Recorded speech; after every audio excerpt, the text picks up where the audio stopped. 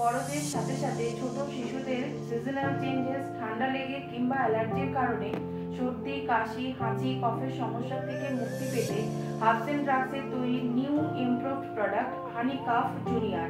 এটি বাসক, তুলসী, পিপপুলি, clove, ginger, ইয়েস্টি মধু, পঞ্চিকারের মতো গুণমান সমৃদ্ধ গাছের নির্যাস দিয়ে তৈরি এই হানি কাফ জুনিয়র।